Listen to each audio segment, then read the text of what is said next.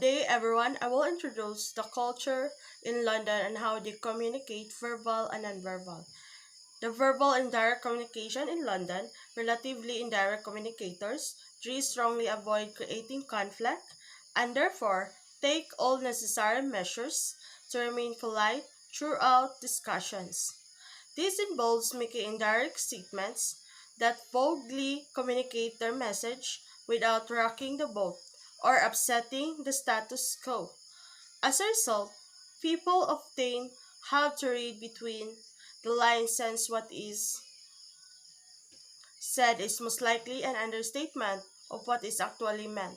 For example, not bad means something is fact, quiet, and good. Self deprecations in London are quite self deprecating in conversation and effort to come across as humble, honest, and relaxed about themselves. Feel free to join in with the jokes by criticizing yourself in a similar matter. However, agreeing with self deprecating comments or jokes so enthusiastically can become insulting to the person making them. In humor is used a lot throughout London communication. So except some light-hearted joking to be involved in most conversations, jokes about situational circumstances are often used to lessen moods or approach difficult topics in a direct way. Being said, sarcasm and understatements can be very suitable and nonsense, sometimes making it difficult for outsiders to detect whether they are kidding or not. In this case, remember these communication habits and know that they're most likely joking. Listening, avoid interrupting a person speaking. London people are polite listener, rarely interrupting others unless they need clarifications about something. Displeasure. London people are not likely to complain and will tolerate bad service or food in order to avoid making a scene. Therefore, they might become very nervous if you voice your dissatisfaction in public. Criticism. Personal criticism should be voiced in a direct way as well, and otherwise, this will only make counterpart hostile and defensive, and your criticism will be ineffective. Nonverbal in communication in London. Expression. London people do not always give away their emotions via facial expressions. For example, they may not show if they have been offended. On the other hand, keeping a straight, serious face can be punch line to many sarcastic jokes. Personal space. Like to be given a fair amount of personal space and feel uncomfortable if someone sits or stands too close when other space is available. It is polite to maintain an arm's length distance between yourself and the person speaking. Physical contact. London culture is generally quite reserved. People are generally comfortable touching those that know well. For example, backslapping is common among close friends. However, women tend to more physically affectionate with one another than men.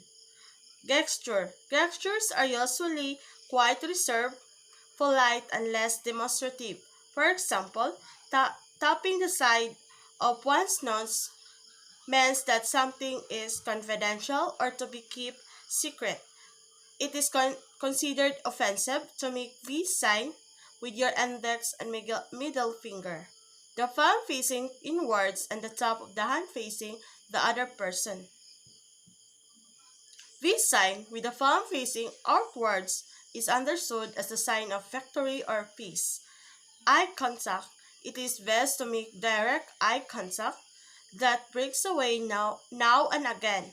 Prolonged eye contact can make people feel uncomfortable and staring is impolite. If talking to a group, be sure to make equal eye contact with with all we are present.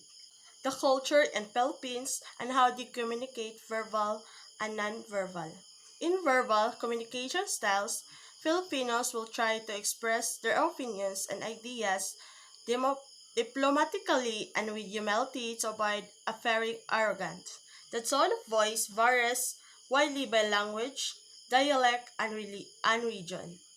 In direct communications, Filipinos often communicate in direct in order to prevent loss of face, evoking hiya or other side of an exchange. This tends to avoid interrupting others and make our more attentive to posture, expression, and tone of voice. So draw meaning. Speech is very ambiguous, and Filipinos may speak in the passive voice rather than the active to avoid being perceived as speaking harassingly.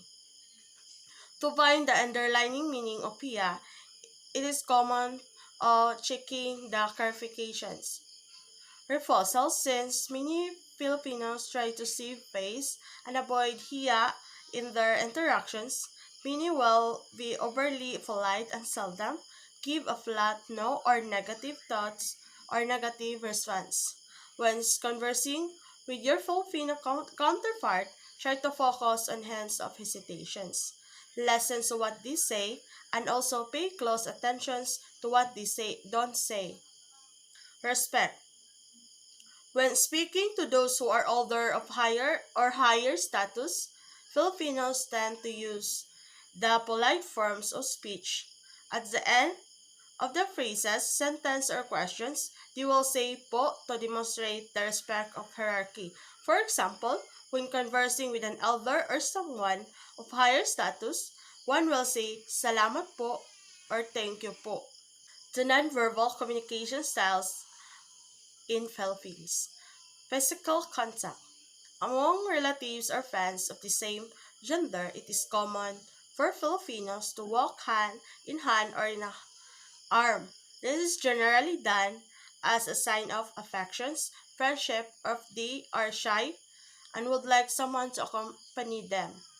Filipinos tend to be modest and conservative in their interactions with their significant other. Public display of affections among couples, such as kissing or hugging, is quiet and common. Personal space. When interacting with people they are familiar with, Filipinos tend to prefer standing at an arm length from one another.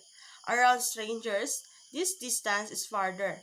However, in the public areas like market or subway, personal space is often limited and pushing is common. Laughter. While Filipinos often laugh in conversations, the meaning of laughter tends to depend on the situations. At times, laughing may indicate happiness or pleasure, while other times it is be used to relieve tensions. In some circumstances, laughter is used as an attempt to cover embarrassment. Gestures. Putting one's hands in their hips is a sign of anger. Beckoning. The common way to beckon someone is by gesturing with the hand facing downwards and waving fingers towards oneself. The same gesture that would present showing in Australia if a Filipino wants someone attentions. It is common for them to make a sound like peace.